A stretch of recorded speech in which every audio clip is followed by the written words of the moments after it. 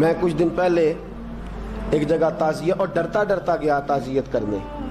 پرانے جاننے والے تھے, دوستوں کا رشتہ تھا, تو میں ایک ہی بیٹا تھا, تو وہ مجھے پتا چلا کہ ٹرین ایکسیڈنٹ میں انتقال کر گیا. تو میں ڈرتے ڈرتے گیا کیونکہ معاملہ مشکوک تھا.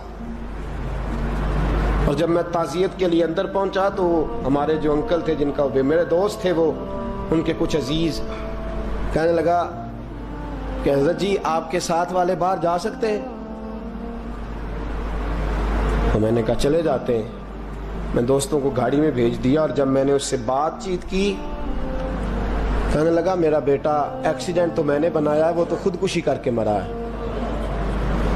شادی کے 11 سال بعد خدا نے ایک بیٹا دیا تھا, اور مجھ سے غلطی یہ ہوئی, میں نے کہا میرے بیٹے کو تکلیف کوئی نہ آئے.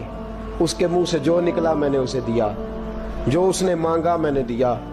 کہتا ہے جو شخص 16,000 مہینے کا کمائے اور بیٹے کو 40,000 کا موبائل خرید کے دے, کہتا ہے میں نے ہر سہولت اسے دی. پھر ایک امیر کی لڑکی سے یونیورسٹی میں پڑھتے ہوئے اس کا تعلق بنا. بچی کے میسج بھی میں نے اپنے موبائل, اس بچے کے موبائل میں دیکھے, اور اس لڑکے نے جو میسج سینڈ کیے وہ بھی میں نے دیکھے. پھر میں گھر پہنچ گیا, میں نے بیٹے سے منتیں کی کہ بیٹا وہ ہمیں رشتہ نہیں دیں گے, ہماری برادری بھی چھوٹی ہے اور ہمارے جیب میں پیسے بھی کوئی نہیں. پھر میں ان کے گھر گیا, بیٹا نہ مانا, اور میں نے اس شخص کو بلا کے کہا تیری بیٹی کے میسج ہے, خدا را خیال کر, اور تیرے تو 7 بچے ہیں, میری گود میں تو ایک ہی پھول کھلا ہے, میں کدھر جاؤں, خیال کر. اس نے کہا دوبارہ تو نے نام لیا تو ایسے کیس میں باپ بیٹے کو پھنساؤں گا کہ ساری زندگی نکل نہیں سکو گے.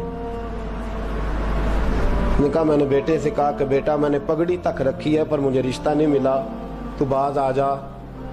کہنے لگا 3 راتیں میرا بیٹا سویا نہیں, اور مجھے کہنے لگا حضرت جی وہ 4تھی رات سویا ہے تو دوبارہ اٹھا نہیں.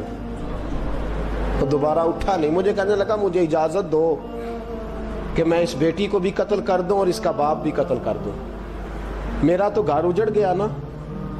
وہ کہنے لگا میں کبھی کبھی دوستوں کے پاس جا کے رات گزار لیتا ہوں اور میں اپنے دل کو سکون دے لیتا ہوں, لیکن اس کی ماں اس کے جوتے سینے سے لگائے پھرتی ہے, اس کی اماں اس کے پرانے کپڑے لے کے سینے سے لگائے پھرتی ہے. کہنے لگا حضرت جی کوئی کوشش کرو, کوئی دعا کرو کہ اللہ مہربانیاں کرے.